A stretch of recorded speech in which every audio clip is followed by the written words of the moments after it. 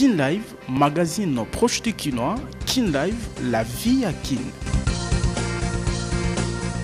Bandeko balandi mbote pe matondo ya kosala confiance na Kin Live bansango na mukuse yango yo mokonzi ya mboka Félix Tshisekedi Tshilombo akutani samedi oyo na homologue na ye Paul Kagame na tribune d'honneur echami na stade d'amitié na Libreville, capitale ya Gabon, na libaku ya milulu ya investiture ya président Brice Oligui Nguema. Opposant Martin Fayulu abwakisi accord signé na Washington kati na gouvernement congolais pe gouvernement rwandais. Liboso ya diaspora congolaise bikaka na France, mokonzi ya Lamuka atalisi pe ete azali na point d'accord mokote na Corneille Nanga. Poursuite judiciaire contre Joseph Kabila pour na FCC, statut à sénateur à vie ezali inaliénable, imprescriptible pe sans coloration politique na yango ezala bureau ya Sénat azali na makokite ya kokwesa yango. Simako contre le ville ya Kinshasa, école des Afrique pe mokili toya kaliboso na bino pona ontalisa manso tokutana kinango ignorance à la terre moko na moko ayeba bokobe masolo nde tolobi Kin Live, magazine proche de Kinois. Kin Live, magazine proche de Kinois. Kin Live, la vie à Kin. Tozalaka na esengo ya kopesa bino bansango mikolo nyonso na nzela magazine Kin Live. Boye imalamu bandeko balandi édition ya lelo ekofungwama na bansango oyo. Mokonzi ya mboka Congo démocratique Félix Antoine Tshisekedi Tshilombo akutani na homologue na ye Paul Kagame samedi oyo na tribune d'honneur echami na stade d'amitié na Libreville na mboka Gabon, na libaku ya investiture ya président Brice Oligui Nguema. Son Excellence Félix Antoine Tshisekedi Tshilombo, président de la République démocratique du Congo. Son Excellence Paul Kagame, président de la République du Rwanda.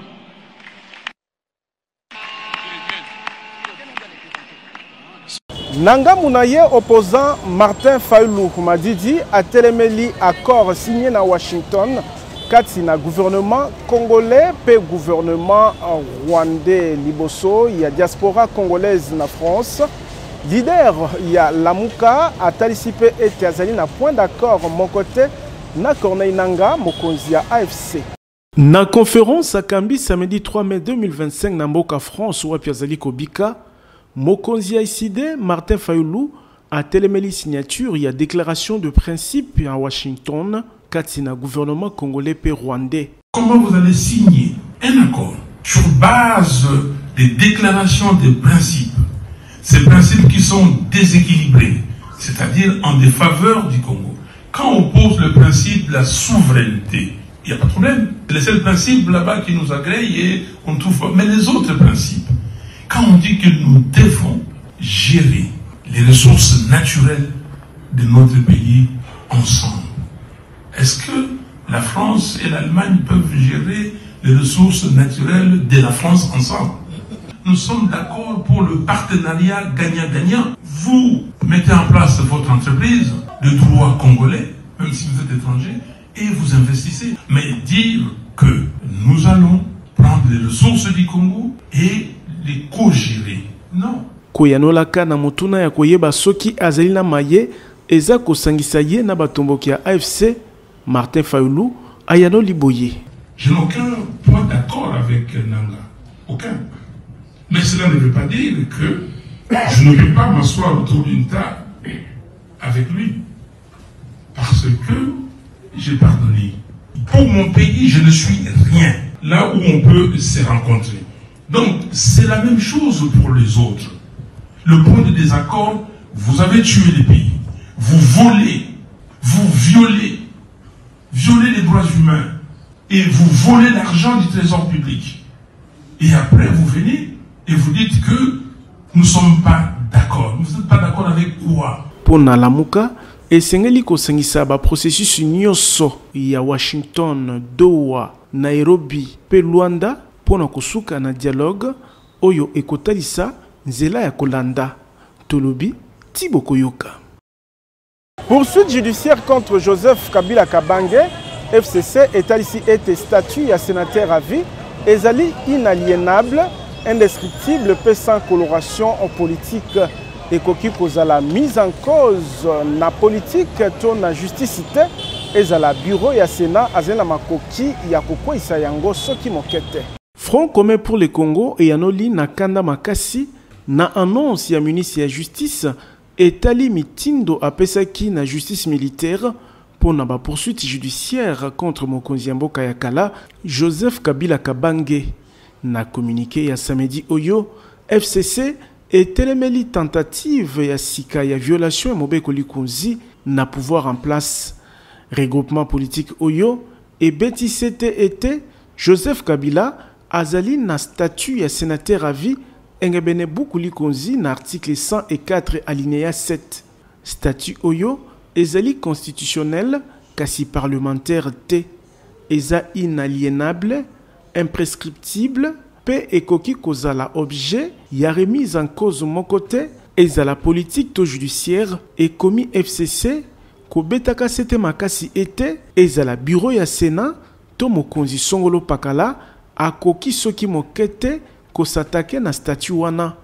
FCC ebengi ministre ya justice oyo pe azali avocat ya kotosa ba principe ya droit positif congolais pe kosukisa instrumentalisation ya justice pour la makambu ya politique. Bolandelami ya Joseph Kabila ekomi na eleko boyoka nizeli malamu te kati na bayi politique. Kutu opposition ezali kofunda mbala na mbala pouvoir ya Kinshasa ya kosala acharnement contre ba figure emblématique ya régime Kabila.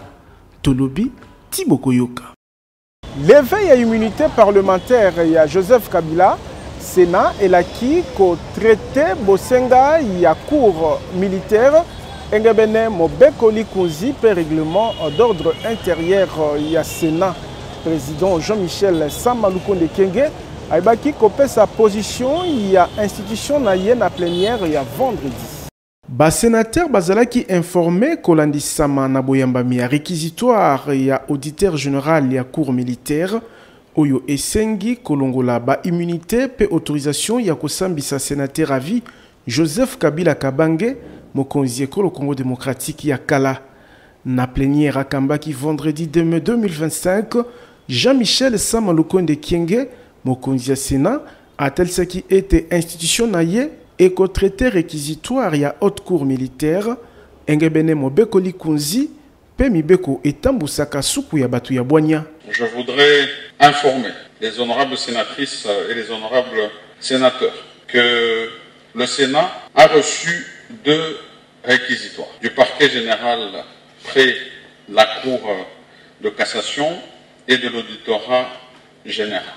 Le deuxième réquisitoire, par sa lettre numéro AG, barre 0478, barre 2025, l'auditeur général près la Cour militaire nous a adressé le 30 avril, réceptionné le même jour, le réquisitoire tendant à obtenir la levée des immunités et l'autorisation de poursuite du sénateur à vie, M. Joseph Kabila Kabange. Ces 2 réquisitoires seront traités conformément à la Constitution de la République et au règlement intérieur du Sénat. Avenir ya Joseph Kabila et komisika awa na maboko ya Sénat mikano nini kozela na procès oyo ekosalama na absence ya mofundami boyeba ete gouvernement eyebaki déjà kopesa mitindo ya kokanga biloko nyonso ya mokonzi ekolo Congo démocratique ya kala pe kosispendre ba activité ya lingomba politique na ye PPRD na mabele ekolo Congo démocratique mobimba. Na démarche oyo mbula matadi na bokambami ya Félix Tshisekedi elingi élimination politique ya prédécesseur na ye Joseph Kabila mituna nyonso ekozwa biyano mikolo mizali koya Tolobi Tiboko Yoka. Na eleko oyo crise sécuritaire ezali kokoba na este ekolo Congo démocratique bokutani ya haut niveau kati na ba personnalité mibale ya minene ya Afrika ebi na kosalama na mboka Namibie kati na mokonzi ya mboka Nigeria ya kala Olusegun Obasanjo pe mokonzi ya mboka RDC ya kala Joseph Kabila Kabange. Bokutani o esalemi kozanga makelele etonda ndimbola et pesi message ya engagement pour na malami balé nantina ya kimia pe stabilité Olusegun Obasanjo oyo musala na ye ya médiation eyebani na Afrika azali moko kati na 5 sages Union africaine eponaki natina kopesa maboko na ba effort ya pacification na est ya Congo démocratique na 87 ans atikali motu munene pe ya motu ya makasi na diplomatie africaine bokutani ona Joseph Kabila ezali na molongo ya ba consultation régionale pona kobongisa nzela ya dialogue inclusif na mboka RDC etungisami na bitumba wuta bambula ebele mingi penza na est na koyoka banganga mayele o bazali pene ya dossier bokutani oyo ezali yoko ya ba stratégie ya Union africaine ya ko impliquer ba personnalité influente oyo batonda expérience na bolukibiyano na ba conflit au kati ya Afrika liboso na ye Joseph Kabila mokonzi ya mapinga pe mokonzi ekolo Congo démocratique ya kala sima ya kokamba 18 ans azali kokoba ko jouer rôle na discrétion nyonso kasi ezali na signification ya makasi na politique ya RDC mokonzi ya FCC maloba na ye ezali na moboko ndakisa na maimatali sécurité ya mboka expérience ya Joseph Kabila na gestion ya ba conflit na kati ekolo et commissaire interlocuteur stratégique pour na ba initiative ya boyokani na RDC atako ba konzinyo somi balé basali communication tesima bokutani na bango ba observateur politique pe diplomatique ba sosoli mutuya na yango na ngambu ya banaliste ezali signal ya malamu pour na masanga ya batomboki bactères politiques locaux pe communauté internationale geste oyo ekoki ko encourager ba figure mususu ya politique congolaise ya kotelema pour na solution concrète na crise sécuritaire Tolobi Tibokoyoka mokonzi ya mbula matadi Judith Suminwa Tuluka aibaki koyamba vendredi na aéroport international ya Njili ba soldat congolais kouta na ville ya Goma na kombo ya commandant suprême ya FARDC ya police Félix Tshisekedi premier ministre apesaki ba na Congo ya nsomi oyo Longonia pe a rassuré soutien ya gouvernement pour la prise en charge na bango.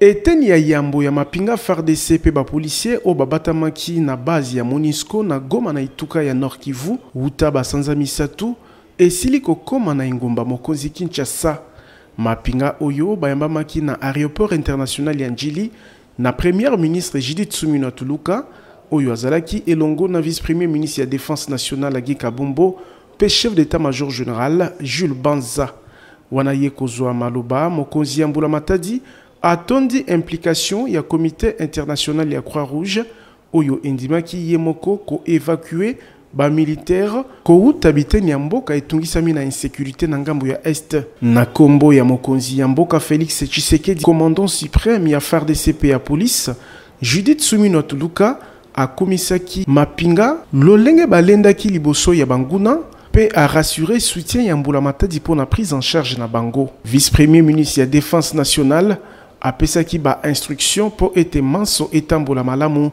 boyeba ete mapinga FARDC police pe mabota na bango basungamaki na protection ya MONUSCO sima ya bitumba kati na batomboki ya AFC M23 na mapinga ekolo Congo démocratique na bokomi na bango na capitale ba combattant oyo bazalaki identifié na se iser na kati ya avion pe sima ya kolia pe masolo bakokumba mana kitona na Ituka ya Congo central esika bakobika ya kosimba ezali ete mabongisami oyo ebandaki wuta ebandeli ya sanza ya misa to mars 2025 Tolobi Tibokoyoka Ekolo Congo démocratique ezali na nzela ya ko supprimer ba institution mosusu na 42e conseil de ministres mokonzi ya mboka Félix Tshisekedi akambaki vendredi 2 mai 2025 apesi mitindo na mokonzi ya mbula matadi Judith Suminwa ya kolandela ba institution ya ngoro mukano oyo ezali natina ya ko rationaliser ba dépenses ya misolo ya l'État. Bolanda Patrick Mouyaya molobeli ya mbula matadi na compte rendu. De manière concrète, Les mesures exceptionnelles nécessaires porteront sur la rationalisation des dépenses relatives à certaines institutions dont la pertinence n'est plus avérée, mais qui continuent de mobiliser des ressources publiques importantes. Dès lors, il a instruit le gouvernement de lancer un processus d'identification de structures créées ces dernières années, notamment au sein de ministères, et d'analyser leur valeur ajoutée au regard de ressources qui leur sont allouées, tant en termes de dépenses directes provenant du trésor public qu'en ressources publiques indirectement mobilisées, alors qu'elles auraient pu centraliser le compte général du trésor. Et il a insisté sur le fait que son cabinet est également concerné par cet effort de rationalisation. Il a engagé la Première ministre avec l'appui de son cabinet de proposer dans le plus bref délai une méthodologie claire et de conduire ce travail avec célérité et rigueur à l'issue de cette évaluation, des mesures allant de la suppression pure et simple ou des réconfigurations optimisées de certaines structures seront envisagées. Étudiants ya inilu bengami na bomoto to conscience peu patriotisme exhortation ezali ya général de brigade Edi Kapend na masolo azalaki nango na bango vendredi. Commandant ya 22e région militaire à Sololaki vendredi 2 mai 2025 na bayekoli ya université ya Lubumbashi na ituka ya Okatanga na eleko oyo tension ezali kokoba na est ya Congo démocratique. Kota la agression ya Rwanda contre Mboka RDC, général de brigade Edi Kapend abengi bayekoli oyo na bomotope patriotisme. Boyeba ete soki bo trahir Mboka, boko koma baumbu ya bapaya. Et lobby officier général oyo. Le message que je lance aux étudiants, aux intellectuels, tous de notre pays, d'ici ou d'ailleurs à la diaspora, c'est de comprendre que le patriotisme c'est une vertu. Nous sommes les enfants de cette patrie qu'on appelle la République démocratique du Congo. Nous avons l'obligation de l'aimer et nous avons par conséquent l'obligation de la défendre. Ça ne sert à rien de trahir. Si vous trahissez la mère patrie, vous serez apatride, vous serez des esclaves. Alors il faut choisir aujourd'hui.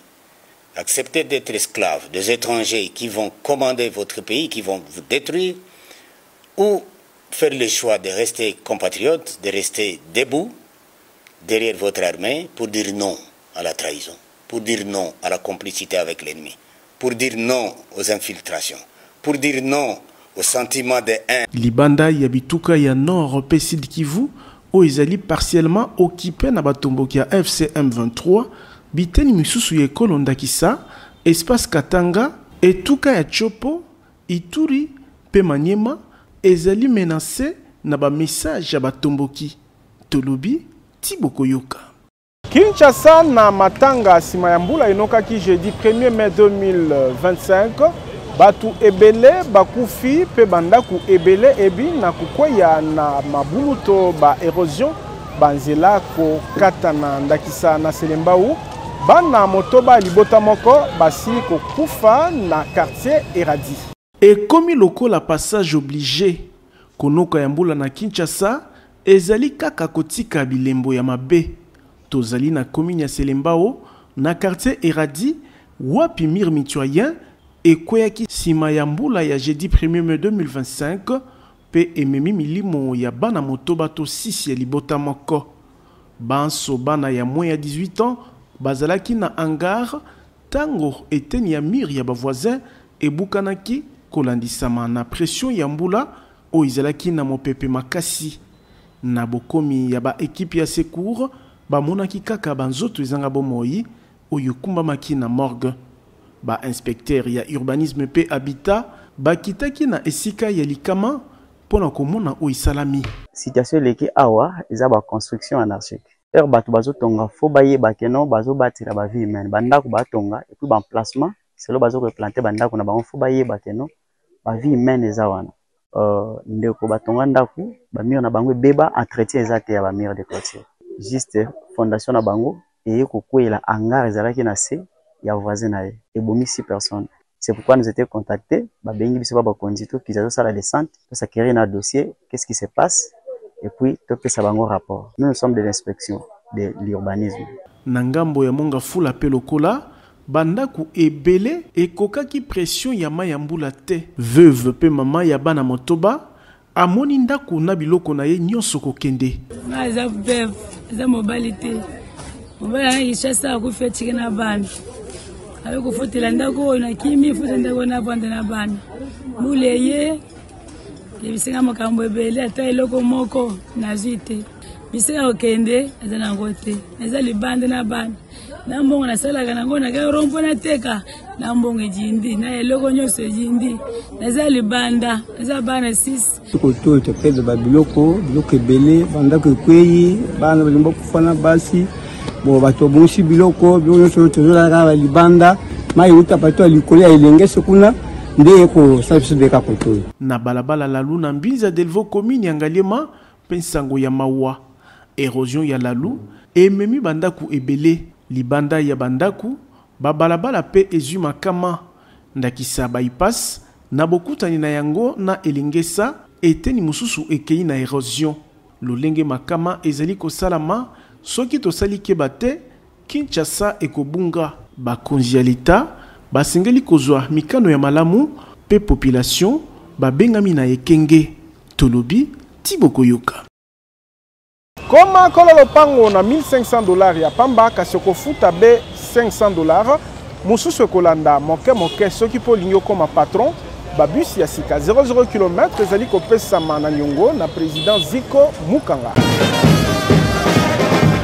Bolingo ya Congo pe ya bakongolais nde ezali ko caractériser baction sociale pe philanthropique ya président Ziko Mukanga makila Lumumba o alingi ko mona lisusu locataire pe mobola te na Kinshasa. Koko makolo lopango ezali lisusu lixité pour président Ziko Mukanga a soldé lopango ya 20/20 na $1500 oyo kuto kofuta $500 ya pamba mususu ekolanda moke tala ba kinois pe ba congolais o batimba na ba quartier Mukanga 1 na commune Ntiele pe quartier Mukanga de na Menkao na commune ya Maluku pona kopona lopango na ye grâce ya opération koma kolo lopango awa kotonga ndako ezali na facilité pour nyonso eza sur place. Ba dépôt ya ciment, ba dépôt ya mabaya, ya ba barre de fer, ya ba tol, pe ba forage pour kozwa mai, ezala ba groupe électrogène ya mbiji pour kosunga misala na bino etambola na lombangu.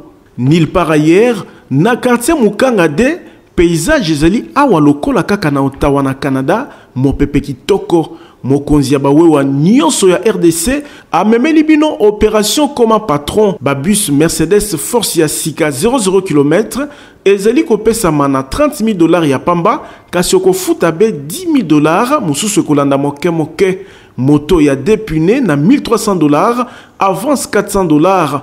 Moto ya 3 pneus na $4,500 ya pamba, avance $2,000 aux 8 moto na yo, mususu kofuta moke. Bongo pona ko améliorer social ya population, Ziko Mukanga makila Lumumba asali 300 hectares ya bilanga pe ebele ya maziba ya mbisi pona ko lesa peuple congolais poisson Ziko Mukanga na moins cher. Olingi o bénéficier na ba avantage nyonso oyo président ya ANIPTNC apesi bino. Adresse ezali moko numéro 42 ya avenue Victoire na deuxième niveau ya galerie infra quartier Kauka na commune ya Kalamu. Tolobi Tiboko Yoka. Lokola kulutu na ye Joseph Kabila Kabange, Zoé Kabila, gouverneur ya kala ya Tanganyika, akobaki ba études supérieures na ye na Regen Business School, etelo ya lokumu oyo ezwami na Durban na mboka Afrique du Sud, asili kozwa diplôme na ye. Zoé Kabila.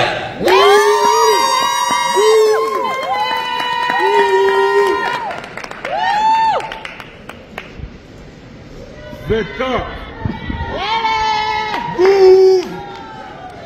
Anna Maria Louisa Mossman.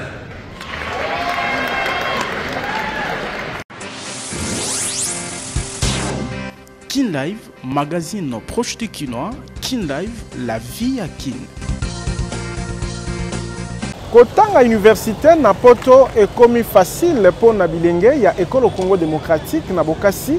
Il y a agence de voyage Tour du Monde service où ils allaient faciliter l'inscription et obtention, il y a visa d'études. Je suis dans l'une des universités catholiques d'ailleurs. Kotanga université na poto ezala na ba institut technique et komi pété po na bana ya Kinshasa pe ya RDC. Pambate mokonzi agence de voyage Tour du monde service azalaki na ba différents pays ya Europe ndakisa France, Belgique, Italie, Suisse pe misusu pour na ko signer ba protocole d'entente na ba différentes universités ya bamboka o ya Europe pe ba institut technique na tina ko faciliter bilenge ezala ba ya école secondaire olingi okende kotanga na poto sans risque ya ko se faire escroquer. Adresse ezali moko agence de voyage Tour du monde service pour awa okosala choix université yo moko pe agence et ko faciliter yo na ba démarche pour na inscription pe obtention ya visa d'études. Soki omonaki pasi na kala lelo temes mobiki si aye kosunga yo mwana ya Congo olingi kotanga na poto okende kosala ba études na yo na pete ezala ba bourse d'études possibilité ya kozwa yango pe ezali spécialisé dans ko faciliter ba démarche pour na visa. Temes ezali kokoba kufungola champ bino ba yebolingi kokende États-Unis, Canada pour na ba raison ya tourisme pe misusu. L'agence la plus crédible Temes ezali kokoba na mosala ya kosunga ba congolais. Tozali na numéro 5151 ya balabala Kasavubu, quartier Matonge 1 na commune ya Kalamu. Temes mobiki sipo na ba démarche ya voyage na Kinshasa. Tolobi Tiboko Yoka. Bokono ya misu na mino komi kozolobi kona bokasi ya Fondation Oila na nzela ya clinique ophtalmologique pe dentaire superoptique ezwami na Rompwengaba esika bazwaka transport ya Zando.